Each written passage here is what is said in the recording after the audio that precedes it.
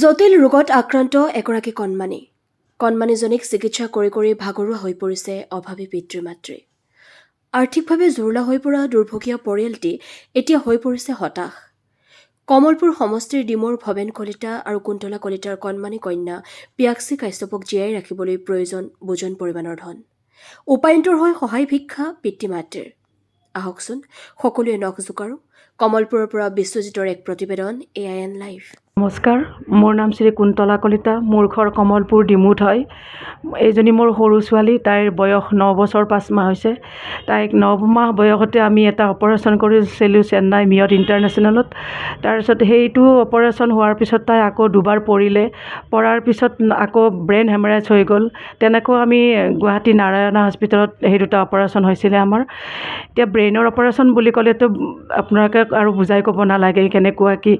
তাৰপিছত এনেকৈ তাই থাকিল, যিটো আমাৰ মানে তাইৰ মাথাৰ পৰা টিউব এটা লাগি আছিলে, সেই টিউবটো 17 বছৰ বয়সলৈকে লগোৱা আছিল বুলি আমাক ডক্টৰে জানিবলৈ দিছিল। আমিও সেই হিচাপে একো চিন্তা কৰা নাছিলোঁ।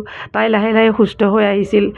এতিয়া হঠাতে তাই মানে স্কুলত পৰি সেই যিটো টিউব লাগি আছিল টিউবটো ব্লক হৈ গ'ল। হোৱাৰ বিনিময়ত তাই আগৰ দৰে আগতে যি চিজাৰ আহিছিল বা ফিটছ হৈ গৈছিল বহুত সময়ৰ কাৰণে, এতিয়াও তাই তেনেকুৱা কৰিবলৈ ল'লে। ল'ৰা ছোৱালী আমি লগে লগে মানে এইমছত ভৰ্তি কৰাইছিলোঁ। তেওঁলোকে যে ক'লে আপোনালোকে তৎকালীনভাৱে বাহিৰত লৈ যাওক, ইয়াতে এইটো নকৰিব, ইয়াতে এইটো কৰিলে আমাৰ তেনেকুৱা মেচিন নাই, যিটো অপাৰেশ্যন তাইৰ চেন্নাইত হৈছিলে, আপোনালোকে লৈ যাওক। সেইটো কোৱাৰ লগে লগে আমি ভাগি পৰিছিলোঁ, কাৰণ অলৰেডি 7 বাৰকৈ আমি চেন্নাই গৈছোঁৱে আৰু এতিয়া আমি যাব পৰা মানে আমাৰ সম্বল নাই। ময়ো এগৰাকী পেছাগতভাৱে অভিনেত্ৰী, মই ভ্ৰাম্যমাণ থিয়েটাৰত অভিনয় কৰি আছিলোঁ। এই বছৰতো মই 2024-25 বৰ্ষত মই বৰদৈচিলা থিয়েটাৰত চুক্তিবদ্ধ হৈ আছিলোঁ। কিন্তু মোৰ ছোৱালীজনী হঠাৎ অসুস্থ হৈ পৰাত মই তেওঁলোকক অনুৰোধ কৰি মই থিয়েটাৰৰ পৰা আহিব লগা হ'ল। এতিয়া তাইক আমি চেন্নাইলৈ নিবৰ কাৰণে মানে আমাৰ যাব পৰা সক্ষম নাই। এতিয়া সেইকাৰণে আমি গোটেই অসমবাসী ৰাইজৰ ওচৰত আমি ছোৱালীজনীৰ কাৰণে অলপ সহায় বিচাৰিছোঁ। গোটেইখিনি ধৰক ঠিকে আছে। তাই এনে কথা ক'ব, কথাটো তাই চব গান কবিতা এইবিলাক মানে তাই বহুত হেৰি কৰিব পাৰে। খালি খোজ কাঢ়াওঁতে অলপমান তাই পৰি যায়। ভৰি দুখন বহুত দুৰ্বল তাইৰ। তাতো আমি বহুত ট্ৰিটমেণ্ট কৰিছিলোঁ ভৰিৰ কাৰণে, বা ফিজিঅ'থেৰাপিও কৰি আছিলোঁ। তেনেকৈ বহুতখিনিয়ে কিবা কিবি কৰিছোঁ তাইৰ কাৰণে, কিন্তু আহিছিলোঁ তাই সুস্থ হৈ। তাই 3 বছৰলৈকে খোজে কাঢ়িব পৰা নাছিল। 3 বছৰৰ পিছত তাই খোজ কাঢ়িছিল 3 বছৰ বয়স হওঁতে। তাৰপিছত এতিয়া তাই খোজকাঢ়ি স্কুল বেগ লৈ তাই যাব পৰা হৈছিল। কিন্তু হঠাতে পৰি পেলাই তাইৰ আকৌ সেই আগৰ যিটো পাইপ মানে হেৰি হৈ আছিলে, সেইটো ব্লক হোৱাৰ কাৰণে তাই আকৌ অসুস্থ হৈ পৰিল। এতিয়া মানে আকৌ খোজকাঢ়িব নোৱাৰা টাইপৰ হৈ গৈছে। এইটো আপোনাৰতো বহুতখিনি টকাৰ প্ৰয়োজন হয়।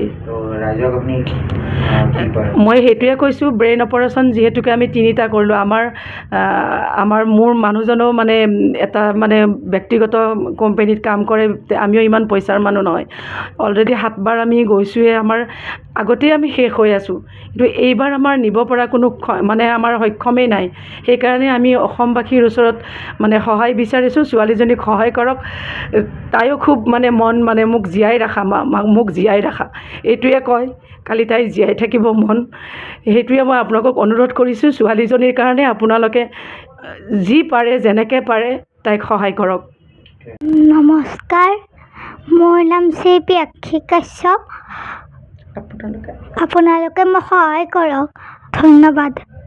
যিকোনো খবৰ আৰু বিজ্ঞাপনৰ বাবে যোগাযোগ কৰক 7896121996, লগতে 7002537271 আৰু 9854011916।